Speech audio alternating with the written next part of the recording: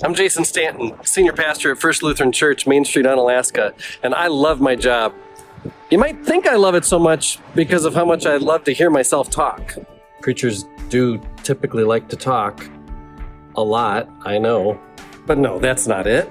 I love serving a church that does not give in to the temptation that churches have to say to the world, look at us, we're something. At First Lutheran, Main Street, Onalaska, we're more like, listen with us, God is something.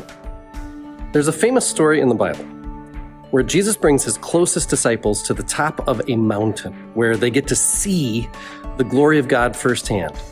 It overshadows them like a cloud, and they hear the voice of God say, "This is my son, my chosen, listen to him." Listening to Jesus is not a one-time thing, though. It's not listen for the answers and then spend the rest of your lives telling everyone how many answers you have. Listening to Jesus is an ongoing, lifelong practice that challenges us to follow Jesus.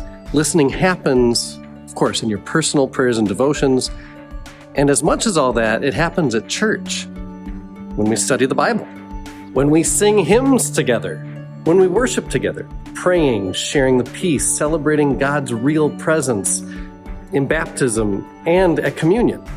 Why do people engage with First Lutheran? I think in part it's because we don't talk at people. We're listening together for God's voice. Why do people sustain First Lutheran with financial gifts? I think it's to keep listening together. 100% of what it takes financially for First Lutheran to be a listening to Jesus community comes from our members and our friends. If you're already a person who supports First Lutheran, thank you. Our message, our ministry that we do together, it matters. It really matters. Over the last few years, once we financially cover what it takes to sustain and grow the ministries we do, including the crucial support we pass on to our local campus ministry, Sugar Creek Bible Camp, Lutheran Social Services of Wisconsin and Upper Michigan, and the dozens of ministries our La Crosse area synod sustains.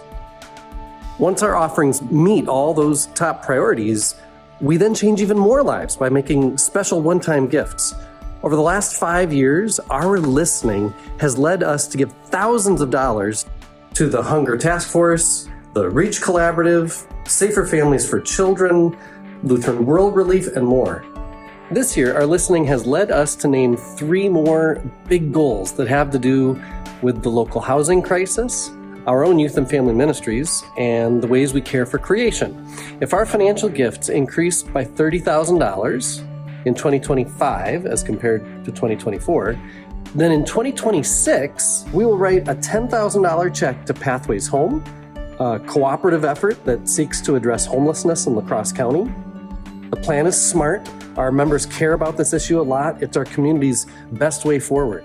The second big goal is to invest $10,000 in our new David and Terry Lee Youth and Family Ministry Fund. It's part of our foundation.